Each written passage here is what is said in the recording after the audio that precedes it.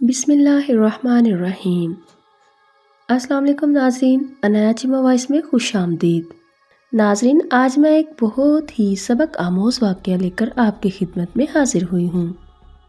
اس واقعے کو پڑھنے سے پہلے میرے چینل کو سبسکرائب کریں اور ساتھ لگے بیل کے بٹن کو پریس کر لیں تاکہ میری ہر نئی آنے والی ویڈیو کا نوٹیفیکیشن آپ کو ملتا رہے۔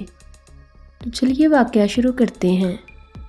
عراق کا ایک شخص حج کے ارادے سے بغداد پہنچا، جہاں سے ایک بڑا قافلہ حج کے لیے روانہ ہونے والا تھا۔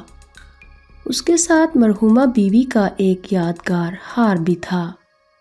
چونکہ راستہ محفوظ نہیں تھا اور وہ یہی ہار اپنی اکلوتی بیٹی کو جہیز میں دینا چاہتا تھا، تو ایک مشہور دکاندار کے پاس وہ ہار بطور امانت رکھا کہ میں اگر زندہ واپس آیا تو لے لوں گا، ورنہ پھر میری بیٹی کے نام بھیجنا۔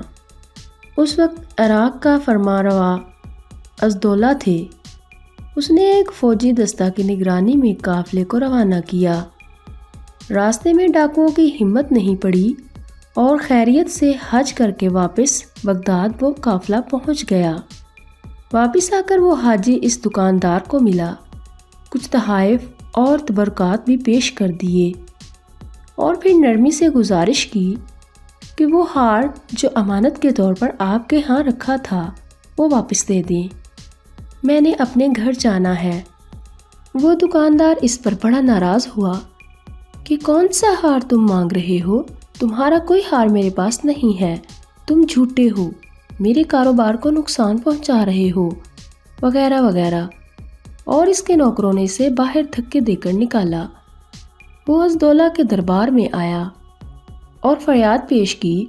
چونکہ اس کے پاس کوئی ثبوت یا گواہ نہ تھے تو بادشاہ نے کہا کہ میں تمہارے لیے بازار کا دورہ مقرر کرتا ہوں، تم اس دکان کے سامنے بیٹھو، جب میری سواری وہاں تمہارے پاس سے گزرے گی تو میں تجھے سلام کروں گا، جواب ضرور دینا مگر ملاقات کے لیے اٹھنا نہیں، میں خود تمہارے پاس اتر کر آؤں گا۔ وہ بیچارہ صبح سویرے دکان کے سامنے خاموش بیٹھ گیا۔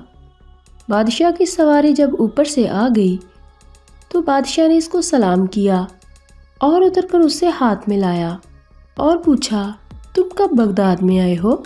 رات کو تمہارا کھانا میرے ہاں ہوگا، تم کھانے پر ضرور آنا۔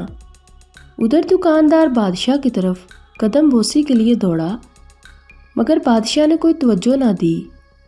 جب بادشاہ کی سواری وہاں سے آگے گزری تو دکاندار حیران ہو گیا کہ اس حاجی کے بادشاہ کے ساتھ اتنے تعلقات ہیں کہ بادشاہ ملنے کے لیے اتر پڑا اور کھانے کی دعوت بھی دی۔